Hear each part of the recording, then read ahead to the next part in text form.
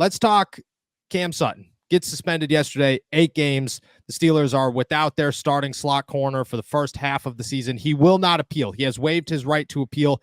That means that he will be back in week 9 for the Pittsburgh Steelers. They have a bye week in week 9. Then they go to the back half of the season against the Washington Commanders. That will be his first regular season game. Now, there's a couple of things just to lay out before we dive into replacement options, and that is that Cam Sutton will remain with the Pittsburgh Steelers during training camp and the preseason. So he will get plenty of reps with this team to connect himself with the defense and find a role and make sure that he's ready to go when he does return. He'll return in the back half of the season, which I think is massive for the Pittsburgh Steelers. It doesn't guarantee that he's going to be as big of a component of this defense as he would have been at the start of the season, or if he did not get suspended, or if that suspension was 3 games, 4 games, because at that point, okay, yeah, you can make up the loss with a lesser name, just kind of coast through and then move on. But for 8 games, especially in a schedule that the Steelers have to dominate the first half of their season, they have to win in the first half of their season before they get into that back half stretch. You can't just be tossing anybody out there and saying this is going to work, this is fine, this is who the Pittsburgh Steelers can rock with as a slot corner and hope to come out with the best, because that's just not going to be the case. This is a season without risk, and the Pittsburgh Steelers, well, they can't take a risk at slot corner either. I got a couple of names. We'll start with names that are on the roster that I think the Pittsburgh Steelers can utilize and look at as, okay, maybe they have an opportunity to just make a little bit of noise, enough of an impact to get that starting job for the first 8 weeks of the season. The first one is obviously Anthony Averett. I think that's an easy choice. I don't think he's good enough right now to be the starting slot corner, but I think he has the first opportunity to earn that job. He's going to have to come in hot in training camp. He's not a guy where the Pittsburgh Steelers are going to look at him and say, okay, we'll give you a couple weeks to develop. He is a one and done. If you are not making plays in the first 3 or 4 days, you have lost your opportunity. It is gone. But Anthony Averett's a guy who has experience in the AFC North, has experience with the Baltimore Ravens, came in here with some expectation to earn a roster spot and to be that slot corner for the Pittsburgh Steelers. Now he's back in the leaderboard. I think he sits firmly as their top option, but I don't think he's their best option. And I also don't think that he's going to hold on to that opportunity as long as we thought he was going to a month ago when he signed and started his journey with the Pittsburgh Steelers. The second one is Josiah Scott. That guy is a name that I think everybody has to start watching. Josiah Scott impressed during OTAs, impressed during minicamp. From what I've heard, the Pittsburgh Steelers know that this guy has capable potential. And what I mean by that is he could play special teams. He could come in a pinch. He has experience in a defense that was very good. I mean, he went to the Super Bowl with the Philadelphia Eagles and played a significant amount of games, both on special teams and defense for them that season. He's a guy that has what it takes to be a starting corner in the NFL, even if he hasn't put it together. And if it's just 8 games, if you're looking as, okay, this is our slot corner number 2 who has to fill in as a slot corner number 1 for the time being, I think he's the top of my list for guys who are currently there. When was the last time Josiah Scott played a significant amount of games in the NFL? Because last season he spent most of the year injured in Pittsburgh, went back to Philadelphia, and then came back to Pittsburgh. I think the year before that he played a good chunk in Philly. Yeah, 2022 is the last time he played a significant amount of games. He played in 16, started 4 of them, had 2 picks that year and 26 combined tackles with 8 pass deflections. That's really the only year that he played that significant amount of games. He had 13 games played, but 0 starts the year prior. But other than that, only 10 combined in 2020 and 2023. Yeah, so he's a guy that could come in here and play when needed. I think the Steelers will consider that as an option.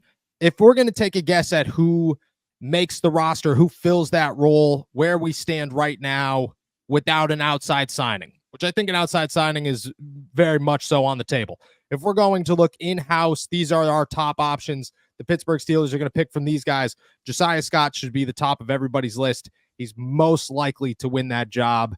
and to hold the fort down while Cam Sutton is gone. He's explosive, plays special teams, has enough speed to stick with guys. He'd struggle against some bigger names like Amari Cooper and Jamar Chase, obviously, but he'd be able to hold his own against lesser names like Rashad Bateman. He probably wouldn't have much of an issue with. He's a name to watch. Again, he's not the best option, but if you're staying in-house, he's an option to watch. The other one is easy, and there's two of them, and I don't think either of them really have much of a shot, but this is where the Steelers stand. The first one is Nate Meters, who journeyman in the NFL, showed up last year on the practice squad, impressed a little bit, showed up this year, impressed a little bit more. Had a couple of plays during OTAs and minicamp that made you go, oh, okay, that's not bad. Thomas Graham is another one who's made a couple of plays that you're like, okay, there's a shot. But I look at them more like Des Fitzpatrick's, guys who have to come in here and they are at the bottom of the totem pole, last place on the totem pole. They got a long way to climb if they're going to make this roster. A Kenny Robinson from last year, who, yeah, maybe they get some opportunities, but they don't have a chance to struggle. They don't have a chance to slip. Otherwise, they're gone, and the Steelers are going to move on very quickly. And then there's obviously Beanie Bishop, the undrafted guy out of West Virginia that everybody's excited about. The problem there is if you're the Pittsburgh Steelers, you're not going to give an undrafted free agent, an undrafted rookie 8 starts and say, okay, we need to win these 8 games. We can't mess up in these 8 games. We're going to toss an undrafted rookie out there and say, this is good enough to start. We'll see what happens. That's not where you want to be. That's not a risk that I don't think the Steelers are willing to take. I could see Beanie Bishop making the roster and being a special teams contributor and the Steelers wanting to hold on to him. I don't see him being their starter moving forward for the first 8 games of the season. So let's go to outside options. I got 4 of them. Elijah Riley is one of them, but I don't think he's very likely at this point. The Steelers loved Elijah Riley, and I think that if the rest of their outside options said no, Elijah Riley would be on the table. And everybody on this podcast, everybody in the chat, everybody watching knows how much I love some Elijah Riley. That guy was a stud last year. I think he deserves an opportunity in the NFL. He's not going to get it in Pittsburgh, unfortunately, but I think that he possesses everything that you're looking for in a slot corner. I don't like him playing safety. I like him playing the nickelback a lot more.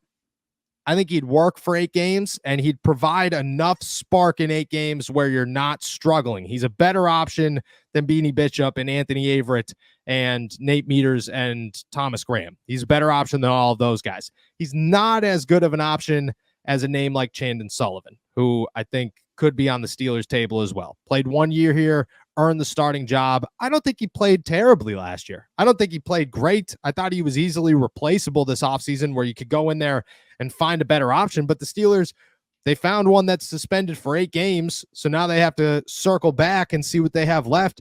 Chandon Sullivan makes some sense. What did Chandon Sullivan finish with last season? He at least had 1 interception. I remember the tip pass going 80 feet up in the air. He came down with it. What else did he do? Yeah, last season he finished with 22 tackles, started 2 games, and had 6 pass deflections, excuse me. See, that's not terrible. That's not terrible. I thought Chandon Sullivan played good enough that if you called him and said, hey, here's 8 games, and then you're going to be the backup, makes a lot of sense. And if that's where the Steelers are going, that's my argument for a guy like Chandon Sullivan, is if you still believe that Cam Sutton is your starter the back half of the season, which he should be. You know, that people, the off the field stuff, you cannot like Cam Sutton. I get that.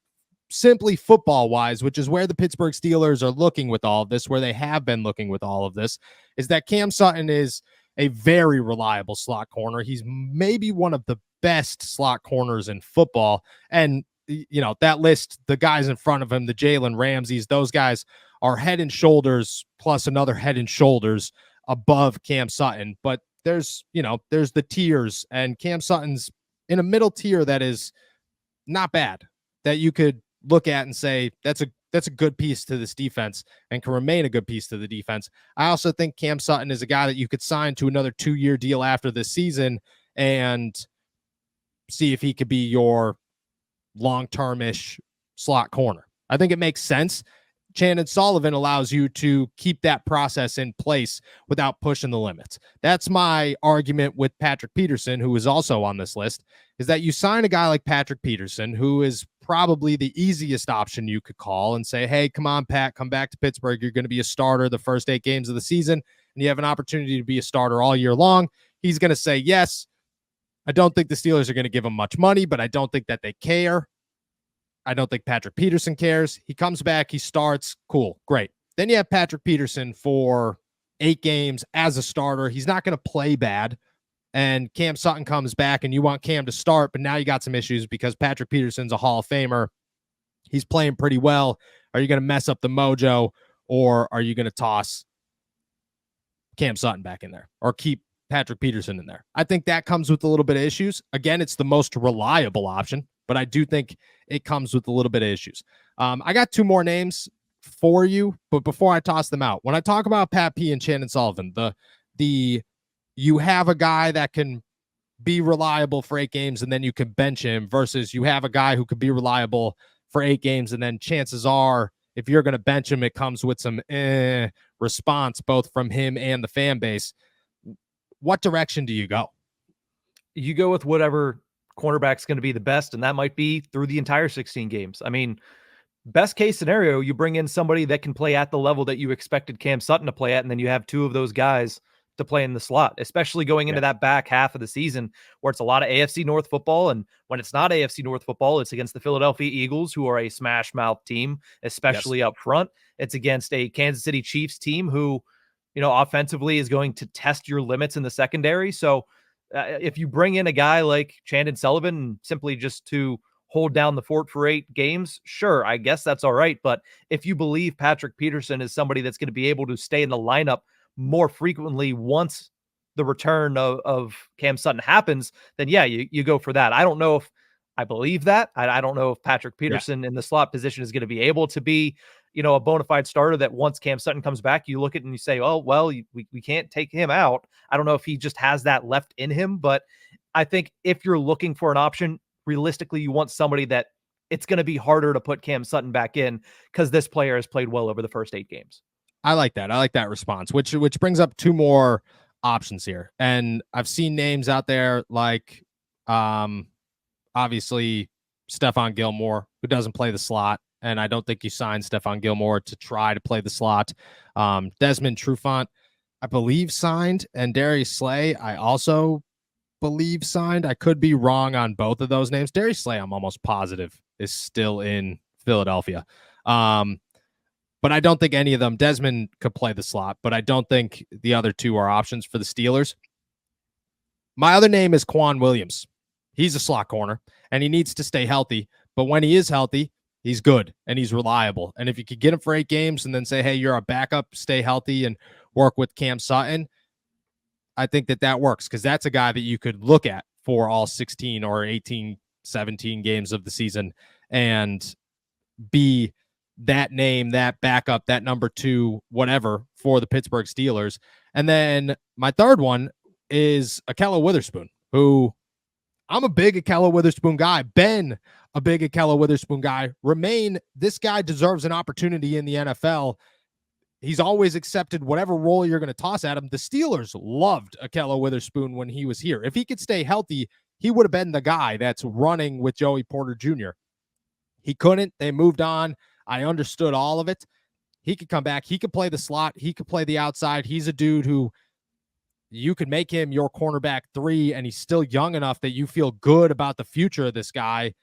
He starts at the slot corner. When Cam comes back, you decide which one you want out there, and then Ahkello bounces to the outside. He's a Patrick Peterson that I think makes more sense for the Pittsburgh Steelers. This is going to be tough to move him out of the starting lineup, but he's young enough where this could be a guy that's here for the next 2 years. And why not? If he's going to sit on the bench and wait for opportunity, or sit in free agency and wait for opportunities, why not stay in Pittsburgh, have a job, and get paid? Makes a lot of sense to me. Ahkello Witherspoon is my favorite name on the market, and he's a name that doesn't get talked about a lot, and he deserves an opportunity. I love the Ahkello Witherspoon signing, or thought, and if I'm the Pittsburgh Steelers, that's the name I'm pulling the trigger on, hands down. You weren't around for the Ahkello Witherspoon days, but you're still watching. Your thoughts on Ahkello before we dive into the rest of this? Yeah, you mentioned him as like the Patrick Peterson option based on what we were talking about, but he has much more tread left on those tires. Yes. Than Patrick Peterson does. So I 100% like it. And I also think it kills two birds with one stone, because you're bringing in a guy that week one can start in your slot position, especially because you have a lot of young options behind him. You know, guys like Beanie Bishop, guys like Josiah Scott, who's not really young, but he's a guy that hasn't had a lot of starting experience in the National Football League. You get him to play the slot to start, and then you also get him to be an outside piece if need be later in the season, because, Yep. you know, a lot is riding on whether or not Corey Trice, whether or not Darius Rush is going to be ready to be in cornerback 3. If you're able to have Ahkello Witherspoon, it gives you more options. And the later into the season you go, the more likely you're going to have those options. So having Witherspoon early in the year to be able to kind of backfill some of those positions, whoever's the most ready, whether that's Rush or Trice as a CB3, or whether that's Beanie Bishop as a slot guy, Ahkello Witherspoon can kind of mesh and mold wherever you need him to go based on the projection and the trajectory of some of these young corners. Yeah, and when it comes to the argument that we had yesterday, where it's, well, Patrick Peterson, if he comes in here, you have to look at him and say, hey, if Corey Trice and Darius Rush are ready to go, there are options. Yeah. Ahkello Witherspoon, there's much less pressure with that, because he is only, I believe, 28 years old. There's still 2-3 more years in him before you're like, okay, we're ready to move on completely. There's no real urgency to say, okay, well, if Corey Trice is on the borderline of good, we have to push him forward. There's less of that when it comes to a guy that you could look at to stick around for 2 years, instead of Patrick Peterson, who's a one and done, this is it, you're moving on after the season type of guy. It makes a lot more sense. I'm a huge Ahkello supporter, and I would say that's their top option. You look at the free agency market, it just makes too much sense. And he loved Pittsburgh. He loved being here. I loved and enjoyed covering and talking to Ahkello Witherspoon and watching him play. I think that he's got a ton of upside, and he can play all over. So that's my top option. I've just named about 7 of them for the Pittsburgh Steelers. That being said, they could look pretty much anywhere and make it work. And that's the best part about what came yesterday, and it being as early as it came, is that the Steelers could look at this and say, okay, well, we'll just figure this out right now. There's no need to wait it out. And I expect them to in the next couple of weeks. I think Omar Khan's already working to a point where I wouldn't be surprised if by the end of this week, the end of next week, the Pittsburgh Steelers have a corner in place to replace Cam Sutton.